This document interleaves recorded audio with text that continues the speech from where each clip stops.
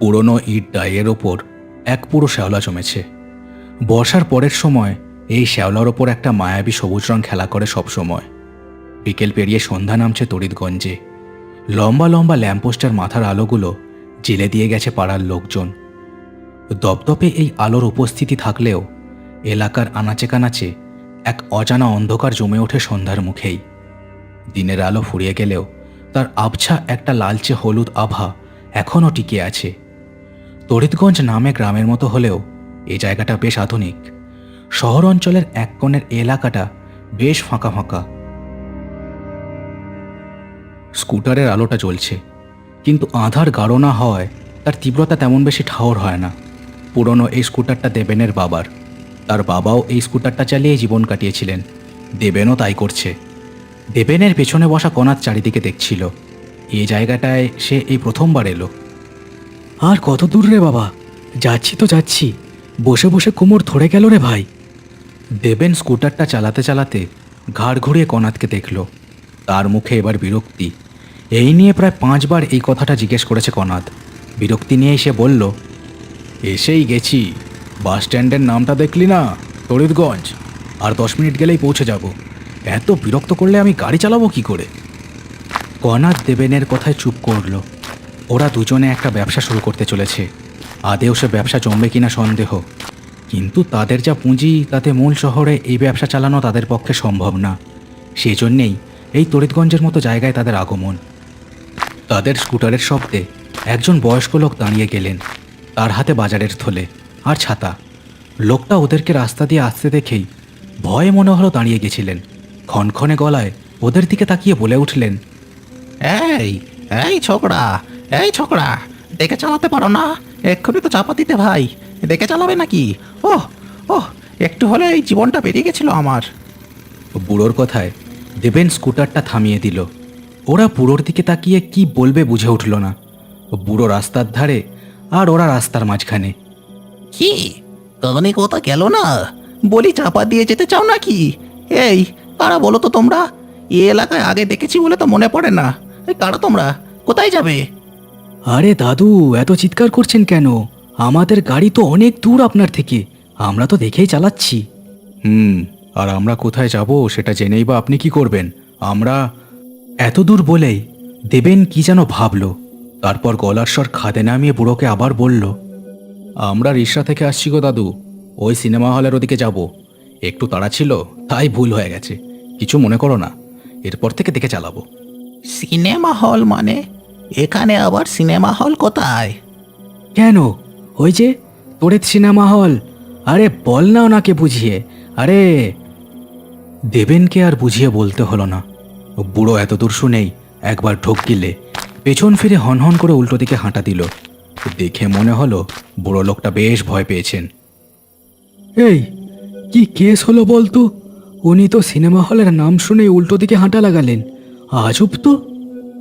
কে জানে, ছাড় তো, ছাড়। চল টেনে চালাই। যে লোকটা ঠিকানা দিয়েছিল সে বলেছিল একটা অটো স্ট্যান্ড পড়বে এই লম্বা রাস্তার মাথায়। সেখান দিয়ে বাঁ হাতের রাস্তা ধরে মিনিট 7 চালালেই মাঠের মাঝে সিনেমা হল। মূল রাস্তা থেকে কয়েক পা দূর। চল দেখি কিরম হল। আকাশটাও একটু কালো হচ্ছে, বৃষ্টি নামলেই সব পণ্ড হয়ে যাবে। দেবেন কনাদের কথায় আবার স্কুটারটা চালিয়ে দিল। রাস্তার এদিক ওদিক ইট বেরিয়ে পড়েছে কঙ্কালের দাঁতের মতো। এই রাস্তার যা হাল, তাতে তাদের ব্যবসা কেমন জমবে তা নিয়ে দুজনের মনেই এক অজানা আশঙ্কা দানা বাঁধছে। লম্বা রাস্তার দুধারে ছাড়া ছাড়া বাড়ি। সরু সরু গলি ঢুকে গেছে বাড়িগুলোর মাঝখান দিয়ে। বাড়িগুলোর আশেপাশে গাছগাছালির কমতি নেই। বেড়া দিয়ে ঢাকা কয়েকটা বাগানও চোখে পড়ে। কনাথ চারিদিকে ঘাড় ঘুরে দেখছিল আর ভাবছিল, এ জায়গাটা ওদের সিনেমার ব্যবসার জন্য একেবারেই আদর্শ নয়। সে কথাই সে দেবেনকে বলতে যাচ্ছিল। এরই মধ্যে ওরা এসে পৌঁছলো অটো স্ট্যান্ডের সামনে। নামেই এটা অটো স্ট্যান্ড। মাত্র 2টো অটো দাঁড়িয়ে আছে সেখানে। একটাই লোক দাঁড়িয়ে হাতে কি একটা ডলছে। ওদের সে দেখলো জুলজুল করে। অচেনা লোককে দেখে সব এলাকাতেই লোকজন এমন তাকিয়ে থাকে। দেবেনও দেখেছে লোকটাকে। তাদের আশপাশ দিয়ে অনেক লোকই বাড়ি ফিরছে নিজেদের কাজকর্ম থেকে। কেউ ফিরছে সাইকেলে, কেউ ফিরছে হেঁটে। দেবেন আর কনাদ এতক্ষণে লোকজনের মুখ দেখতে পেয়ে একটু যেন স্বস্তি পেল। দেবেন স্কুটারটা থামালো একটু ফাঁকা জায়গা দেখে। কি হলো, দাঁড়িয়ে গেলি যে? বাঁ দিক দিয়ে যেতে হবে বললি তো, চল, আকাশ যে কালো হচ্ছে রে ভাই। কি জানি ভাই, এদিকে হট করে আসাটা কি ঠিক হলো সেটাই ভাবছি। তুই কি পাগল রে, এত দূরে এসে এসব বলছিস?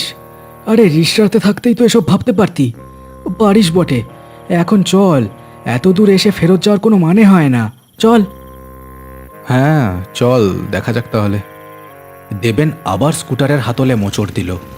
স্কুটারটা একটা অনিচ্ছাকৃত শব্দ তুলে এগিয়ে চলল।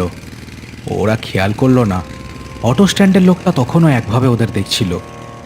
লোকটা পকেট থেকে ফোন বের করে কানে ধরল ওরা বেরিয়ে যাওয়ার সাথে সাথেই। বাঁ দিকের রাস্তাটা ধরে সোজা নাক বরাবর এগিয়ে চলল ওদের স্কুটারটা। দুদিকে আবার সেই ছাড়া ছাড়া বাড়ি, তবে জনবসতি আরও কমে এসেছে এদিকে। আদতে তড়িৎগঞ্জ খুব একটা জমাটি এলাকা নয়। বহুকালের বাসিন্দা অনেকেই নিজেদের বাড়িঘর ছেড়ে মূল শহরে চলে গেছে। তড়িৎগঞ্জ যেন অতীতের অনেক গল্প বুকে বেঁধে বসে আছে সবার ফিরে আসার অপেক্ষায়। বেশ কিছুটা যাওয়ার পর বাড়িঘর সব একেবারেই কমে এলো। রাস্তার ধারের মিটমিটে আলোগুলোই শুধু জানান দিচ্ছে এই জায়গাটাও তড়িৎগঞ্জের মূল এলাকার সাথেই যুক্ত। বড় বড় দুটো গাছ রাস্তার দুধারে ঠিক যেন সামিয়ানার মতোই দাঁড়িয়ে আছে। ওরা এই দুটো দেখেই বুঝল এটাই ওদের গন্তব্য। গাছ দুটোকে দেখে দেবেন কনাদকে বলে উঠল, এই তো দুটো বড় গাছ। লোকটা বলেছিল বটে এরম দুটো গাছ পড়বে রাস্তার ধারে। ঠিক রাস্তাতেই যাচ্ছি বুঝলি, আর মনে হয় বেশি দূর নেই। কি রে, কথা বলছিস না যে? হ্যাঁ হ্যাঁ রে ভাই, ওই ওই দেখ, ওদিকে মাঠের দিকে দেখ, ওটাই নাকি? দেবেন স্কুটার চালাতে চালাতেই সেদিকে দেখল। প্রথমে কালো পাহাড়ের মতো জায়গাটা চোখে পড়তেই সে বুঝল হ্যাঁ এটাই তাদের গন্তব্যের জায়গা। দেবেন সেদিকে গাড়িটা চালিয়ে দিল। রাস্তার ধুলো উঠতে শুরু করেছে ততক্ষণে, হয়তো ঝড় উঠবে। রাস্তা থেকে সামান্য দূরেই সিনেমা হলটা। ছাই ছাই আর হলদে রং মেশানো বিশাল বাড়িটার মাথায় টিনের ছাদ। গ্রাম্য সিনেমা হল এরকমই দেখতে লাগে, তবে এখনও এর গায়ে পুরনো দিনের হাতে আঁকা বেশ কিছু পোস্টার ওদের চোখে পড়ল। লম্বা লম্বা পোস্টার, বেশিরভাগ সব পুরনো বাংলা হিন্দি এইসব ছায়াছবির দৃশ্য। অভিনেতা আর অভিনেত্রীদের মুখগুলো টেরা ব্যাকা হাতে রং মিশিয়ে আঁকা বলে ঠিক মানানসই হয়নি। সিনেমা হলের গায়ে আলো দিয়ে তৈরি করা তড়িৎ লেখাটা এখন জ্বলছে আর নিভছে।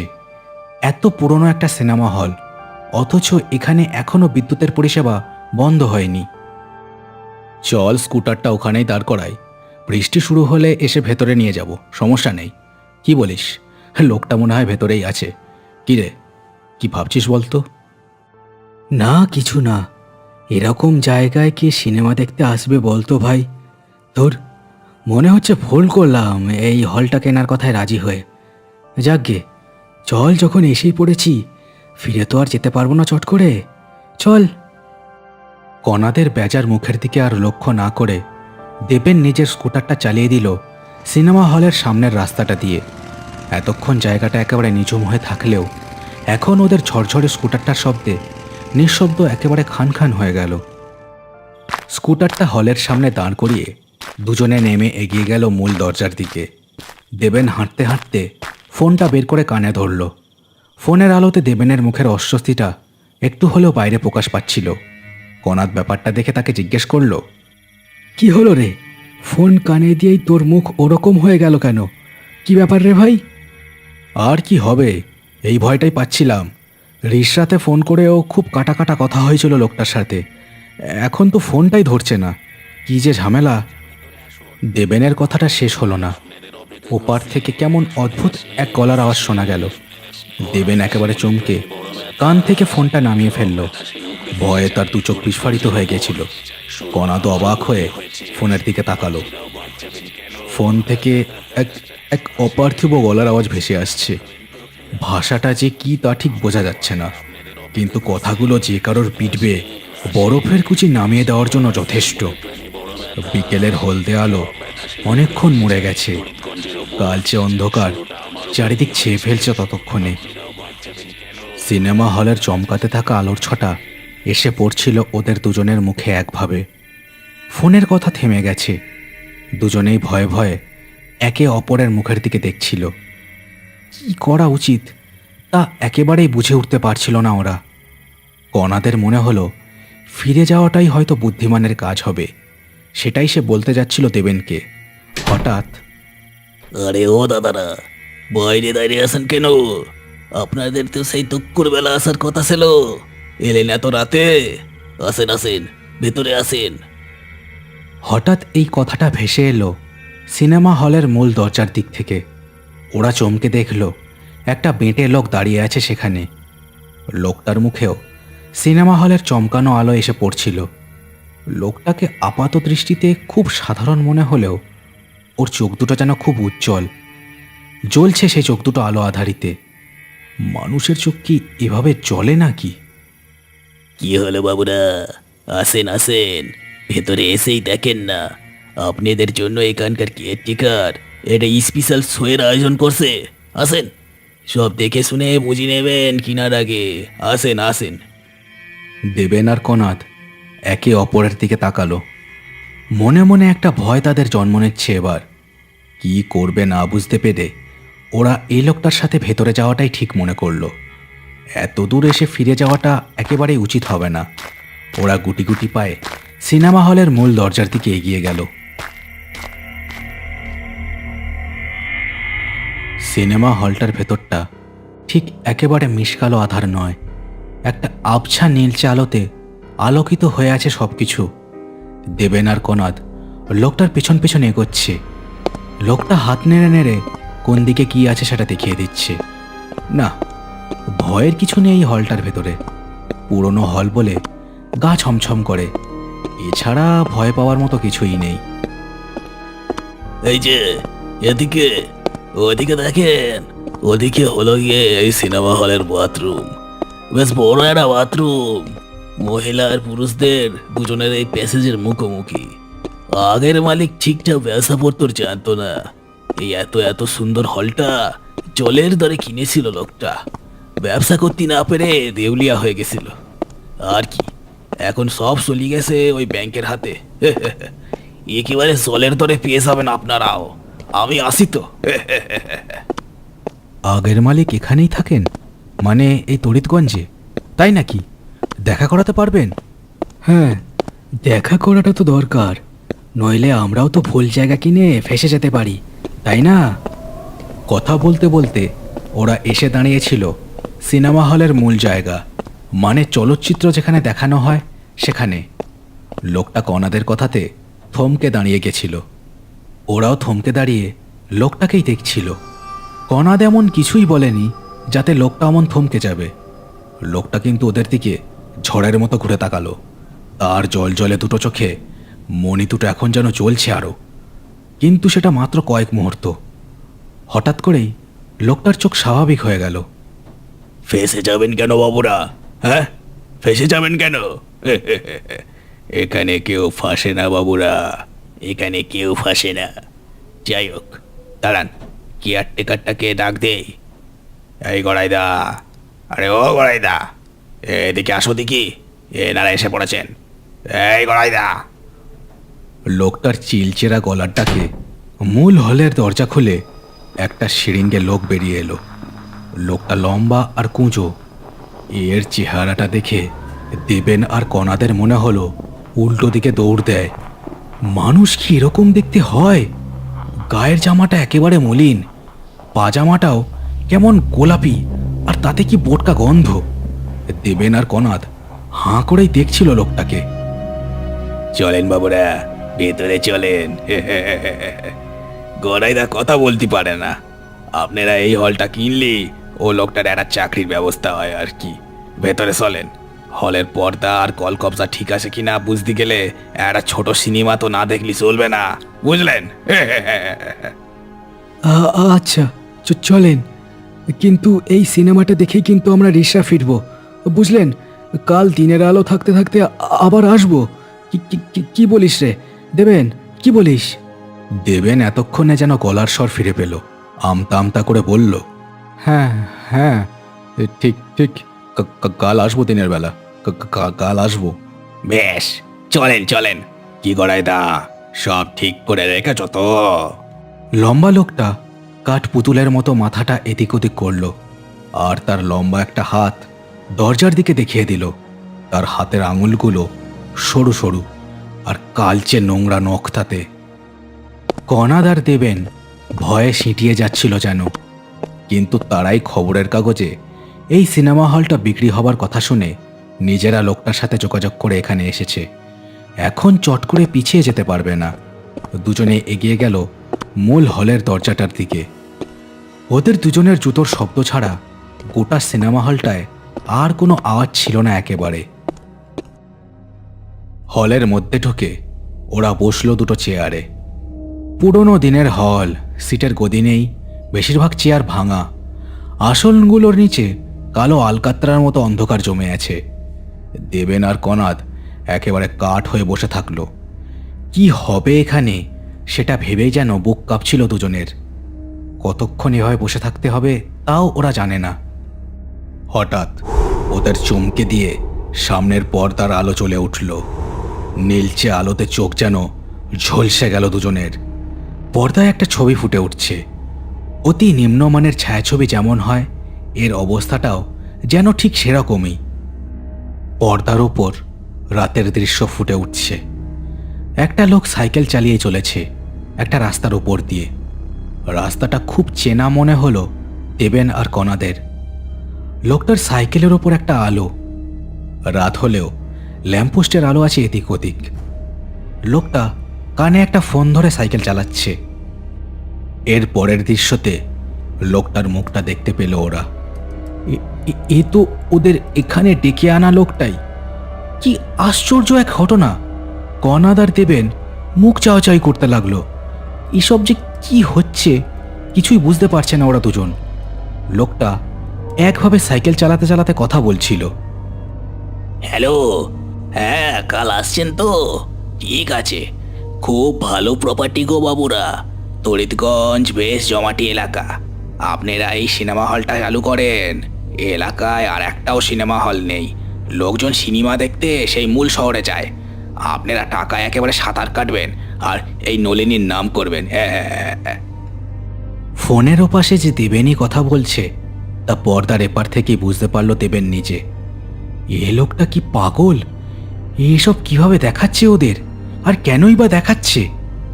বেশ, আমি তবে এক্ষুনি তড়িৎ হলের দিকে যাচ্ছি। গিয়ে দেখি ওখানকার কেয়ারটেকার লোকটা আছে কিনা। ওই গড়াইদাকে আমি চিনি, ভালো মানুষ। আপনারা কাল আসুন, কোনো চিন্তা করবেন না বাবু। আমি সব কথা বলে রাখছি। হ্যাঁ, চাললাম স্যার, কাল আসবেন কিন্তু। হ্যাঁ। কথাটা বলেই লোকটা ফোনটা কেটে দিল আর সাইকেলটা ফুল স্পিডে প্যাডেল করে দিল তড়িৎ সিনেমা হলের দিকে।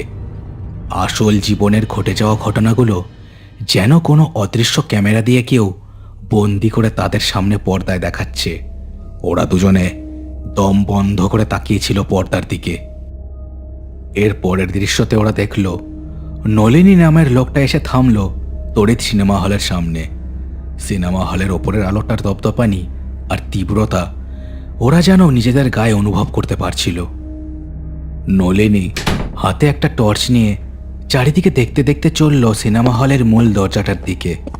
অন্ধকারে তার টর্চার আলো অদ্ভুতভাবে পর্দা ফুঁড়ে বেরিয়ে এসে ওদের গায়ে পড়ছিল। এটা আর যাই হোক সিনেমা নয়, ওদের দুজনকে কেউ আঠা দিয়ে যেন আটকে দিয়েছে সিটের সাথে। চাইলেও পালিয়ে যেতে পারবে না। গড়াইদা, ও গড়াইদা, কোথায় তুমি? ও গড়াইদা। হলের ভেতর ঢুকে গলা ছেড়ে ডাক দিচ্ছিল নলিনী। ওরা যে করিডোর দিয়ে হেঁটে এসেছিল, নলিনীও সেই পথ ধরেই হেঁটে আসছে। দেবেন আর কণাদ দেখল নলিনীর পেছনে হঠাৎ কি যেন একটা স্যাঁত করে সরে গেল। কণাদ আর থাকতে পারল না, লাফিয়ে উঠে দাঁড়িয়ে চিৎকার করে বলল, এই আপনার পেছনে পেছনে, আরে আপনার পেছনে, আরে। কণাদ আর কিছু বলতে পারল না। নলিনী থমকে দাঁড়িয়ে গেছিল পর্দার ওপর। তার বিশাল মুখে একটা বিকট হাসি খেলে গেল। টর্চের আলো সোজা ওদের দিকে তাক করা। পর্দা ফুঁড়ে আলো এসে পড়ছে ওদের গায়ের ওপর। আমি আর কি দেখবো বাবুরা, আমার দেখার বোঝার সময় যে কাল রাতেই শেষ হয়ে গেছে গো। কাল তোমাদের জন্য এখানে এসেছিল, তারপর ওই যে ওর হাতে মারা পড়ি। ওই যে আসছে, দেখো ওই যে। নলিনীর ভাঙা গলায় বলা কথাটা শেষ হতেই পর্দার সামনে এসে পড়ল একটা শরীর। ভয়ে তার দুটো চোখ ঠিকরে বেরিয়ে পড়েছে। তার গলায় আঙুলের তীব্র দাগ। প্রবল আক্রোশে কেউ যেন তার গলা টিপে তার সময় শেষ করে দিয়েছে। কি বাবুরা, ভয় লাগছে নাকি? এই রকম ভয়ের সিনেমা এই হলে চালাবেন তো নাকি? কি চালাবেন তো? নলিনীর কথা শেষ হতেই আবার সেই বিশ্রী গন্ধটা নাকে এলো তাদের দুজনের। আর সাথে সাথে চেয়ার টেবিলগুলো হাওয়াতে উড়ে আকাশের দিকে উঠে গেল। দেবেন আর কনাদ ভয়ে কাঁপতে কাঁপতে ঘুরে তাকালো পেছনের দিকে। রোদের হৃৎপিণ্ড লাফ দিয়ে যেন বুকের বাইরে বেরিয়ে আসার উপক্রম হলো এই কাণ্ড দেখে। ওদের ঠিক পিছনে বাইরে বেরোনোর দরজার সামনে দাঁড়িয়ে আছে কেয়ারটেকার গড়াই। লম্বা চেহারাটা আরও লম্বা হয়েছে, হাতের নখগুলো আরও দীর্ঘ হয়েছে। পুতি পুতি হলদে চোখ দুটো দেখে অন্তরাত্মা কেঁপে যায় যে কারো। সে এক পা দু পা করে এগিয়ে আসছে। হলটা বন্ধ হওয়ার পর গড়াই বুড়ো এখানেই থেকে গেছিল, কেউ আর খোঁজ নিতে আসেনি। অসুস্থ লোকটা ধোঁকে ধোঁকে শেষ হয়েছিল এই হলের মধ্যেই। হ্যাঁ হ্যাঁ হ্যাঁ, আমিও জানতাম না। এ এলাকার মানুষ হয়েও এই কথা না বলা মানুষটার শেষ পরিণতির কথা আমি জানতাম না। তাই কাল যখন আমি এখানে ঢুকলাম, আমায় রাগের চোটে শেষ করে দিল গড়াইয়ের প্রেত। এবার তোদের পালা, বুঝলি? এবার তোদের পালা। কনাদ দেখল গড়াই ওদের একেবারে ঘাড়ের কাছেই এসে পড়েছিল। হঠাৎ দেবেন তার পকেট থেকে ফোনটা বের করে সামনে ধরে ক্যামেরা দিয়ে একটা ফ্ল্যাশ করলো। তীব্র আলোর একটা ঝলকানি চোখে লাগতেই গড়াই দু হাতে নিজের চোখ ঢাকলো। কনাদ, দরজার দিকে দৌড়ো, নইলে আমরা এখানেই মরে পড়ে থাকবো, কেউ জানতেও পারবে না। কনাদ এ কথায় কোনো দিকে না তাকিয়ে দৌড়লো দরজার দিকে। দেবেনও তার সঙ্গ দিল। চেয়ার টেবিলগুলো তখন এদিক ওদিক আছড়ে পড়ছিল ওদের।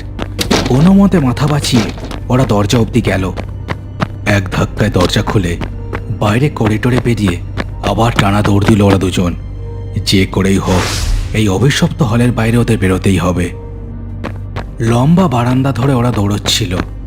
আলো আধারিতে আবছা আবছা একটা ছায়া যেন ওদের বাধা দিতে চাইছিল। কিন্তু এরই মাঝে আরও একটা শব্দ শুনে দেবেন চমকে পিছন ফিরে দেখল গড়াইয়ের লম্বা দেহটা একটা বিশাল টিকটিকির মতো মাথার উপরের ছাদ বেয়ে এগিয়ে আসছে ওদের দিকে। ভয়ঙ্কর দৃশ্য। গড়াইয়ের মনের সব ক্রোধ তার প্রেত শরীরে জমা বেঁধেছে। ওদের শেষ না করে দিয়ে এই প্রেত থামবে না। দেবেন আর কনাদ দৌড়ের গতি বাড়িয়ে দিল আরও।